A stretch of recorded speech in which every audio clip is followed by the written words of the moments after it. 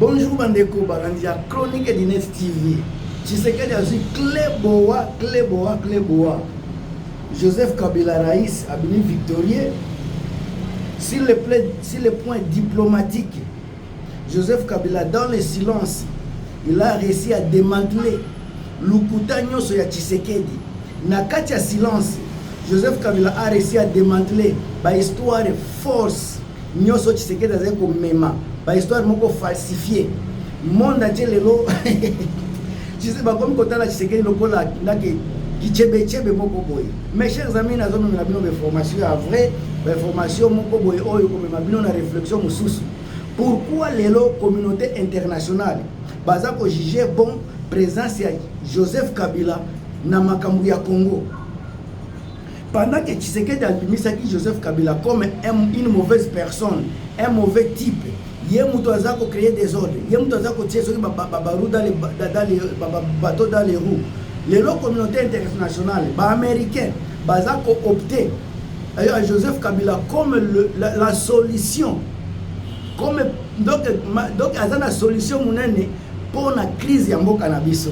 Bino boza koloba makambo ebele communauté internationale bandeko eza bon alors na pesa bino entre parenthèses. Lelo Kagame o bazo koloba baza kozo azozo ba sanction baza ko punir ba militaire na ye. Eloko azo sala na Europe lelo ba place ba pesi Rwanda lelo na monde ya business, monde ya média, même ba France baza na ngote. Yenda za ko représenter intelligence africaine, intelligence artificielle ya Afrique mobimba. Intelligence artificielle ya Afrique ezana maboko ya Rwanda lelo. Donc mutu baza ko sanctionner azako baluka azako sala ba tour du monde Paul Kagame wana. Naza koloba makambo ya sanction obozo yeba awa ayebi makambo zo kende côté Joseph Kabila. Oyo bino boza koloba ba sanctionna ye aza condamné à mort aza boena. Ezana ba sanction o baza ko pesa ba sanction de complaisance. Sanction de complaisance. Bota la armée rwandaise. Bangone baza ko bunda pona ko protéger ba intérêt ya ba américain, intérêt ya ba européen na Afrique. Sika Amérique za ko sanctionner ba militaire baza ko protéger ba intérêt na ye. Bozo mona ngondenge nini? Est-ce que za ba sanction ya solo ou za ba sanction ya compléter ya ko sepelisa Tshisekedi? Le même sanction wana eza kotambola sur Joseph Kabila. Bobo sana likambo yote. Eza na bato belé bazwa ba sanction. Mais basala ka toujours bazo travailler na ba américain. Basa ebele on a kotanga ba Congo te na kati émission. Basa ebele parce que ba sanction eza kotambola selon ndenge makambo za kokende mais na tango ya business, tango politique eza ko salema na diplomatie, ba sanction na batia ka ko pembeni. Yango na tipesi bino exemple ya Rwanda kaka ya Kagame bino na Congo toza ko diaboliser. Congo ne toza ko diaboliser Rwanda. Congo ne toza ko diaboliser Kagame. Na Congo kaka na régime ya Tshisekedi ne baza ko diaboliser Corneille Nangaa, baza ko diaboliser Joseph Kabila.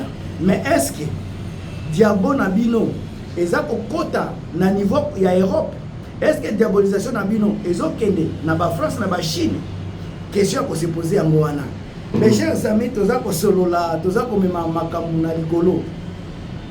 Oyo leki ya François Mbukukasa, tonton na ngai Denis Mpongo na poète ba Francine Wakanki avec Brigitte Makese Bambote ya trop, Thérèse Dissabe, boza ebele vraiment boza ko soutenir chaîne oyo. Grâce à Kiboko Pierre okene na nini na London Bambote ya trop. Encore une fois ba bon établissement na tonton na ngai na tonton na ngai papa lycée Kandakande siko zali Bambote belé ya trop pe ya ndeko na ngai Stéphane Ngongo na Canada. Ndeko na ngai makambo ya Joseph Kabila eza ko bouleverser Tshisekedi sur tous les plans. Oyo akotia tembe etalié parce que mutu na mutu azana droit ko pesa point de vue na ye ya koboya.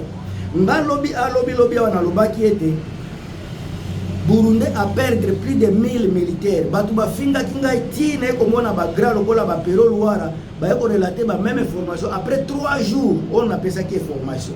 Na yako tala ba bibi kapinga ba grand bazana ba nini bazana ba base moko ya munene na réseaux sociaux.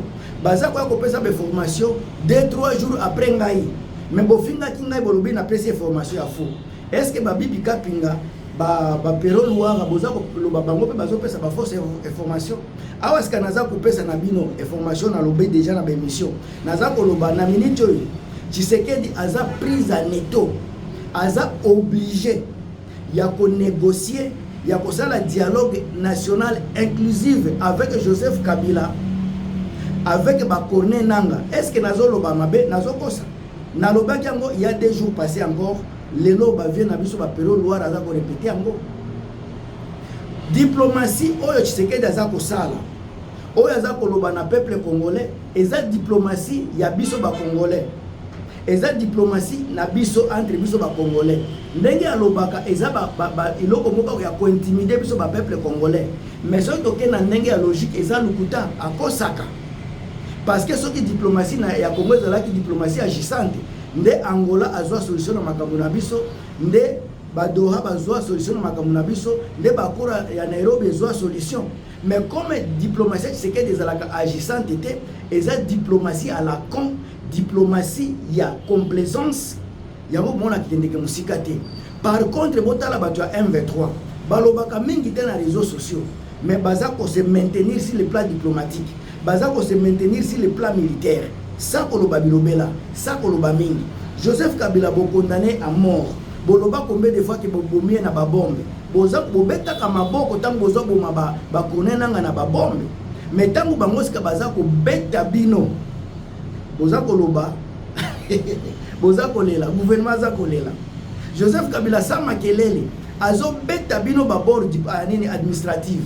Azo beta bino na ba biki na papier. Yango bozomona Tshisekedi tellement que tango azokenda fungoli porte ya boyi akuti Joseph Kabila akekoto Joseph Kabila amati boyi akuti Joseph Kabila yango azako yaza koloba Joseph Kabila yemuto azako azako attaquer yemuto atasima ba 1v3 parce que place nous azako kende azako kuta ba image ya Joseph Kabila place nous azokende ko se plaindre Joseph Kabila koma kuna kala tango azokende koloba Joseph Kabila salinga boyi babime Joseph lui il est là yewana ebo solola beka ko solola naye Tshisekedi azokende na ba bureau mususu tango azako zela audience Joseph Kabila azako bimela. Est-ce que bozoyi ba makambo wana Tshisekedi donc azoko ka Joseph Kabila te si le plan diplomatique azoko kate yango bozomona ata soki Tshisekedi ya mati ndenge nini résultat ezaka ka moko azako zonga se na place moko na makolo ya négociation eloko mususu ko changer te azokende na négociation. Vouloir ou pas Tshisekedi azo kweya na négociation nini de parlo ba dialogue yango oyo esika Joseph Kabila kozala sikeloko nazoloba akangi Tshisekedi catch ezatango bakofana na dialogue Joseph Kabila kozala pe na monopole akoloba Tshisekedi akoyoka Joseph Kabila oti alobaki na émission na yemoko asalaki sortie médiatique alobaki heureusement za na ba papier oyo Tshisekedi asinyaki azana papier azana ngo sika Tshisekedi tango komona papier wana akoloba nini basolola kinini basinyaki nini accord ezalaki nini accord tozao mona awa so balobi eza dialogue national inclusive on espère pe caméra kozala wana basolola ki na caméra nini pona kosala ba élection après pourquoi akosaki caméra boloko makambo wana nyoso bakoya kotuna ye makambu eza ebele ba makambu ba gestion ya mboka na biso makambu ya ba détournement ya ba pillage ya ko détruire armée ezalaki structuré ye moko tango azubo konzi alobi ezalaki structuré mais to komi wapi lelo na structure ya armée oyo akutaki na nzela lelo toza wapi ba question wana est-ce que Tshisekedi est capable pour répondre nango yango bozomona Joseph Kabila a caché vraiment Tshisekedi na kingo moi Tshisekedi a bougé zate azana kacha obligation ya ko négocier sika ye mtu alobaki a ko négocier na ba pantete alobaki ko négocier directement na ba kolo M23 malheureusement loko toza komona ba M23 pe ba kozala na kacha dialogue sika Tshisekedi est-ce que ba jamais ou alobaki jamais a ko changer ngona likambo nini na yebite bandeko na ngai boluka kaka kombo na makambo Tshisekedi aza koloba ngai na koloba mingi te eloko aza kozela eza makambo bino bokobimisa na mungu na bino Gilmas mutu na bino toujours na kati ya analyse kitoko soko sepeli na analyse vraiment Bopti yango, bopesa yango poids, bopesa yango valeur, botia ba j'aime, botia ba commentaire, bo s'abonner, bo partager vidéo. Ngam tu n'abino Kinmas encore une fois nakatia ba analyse kitoko. On se revoit à très bientôt nakatia vidéo mususu. Inch'Allah.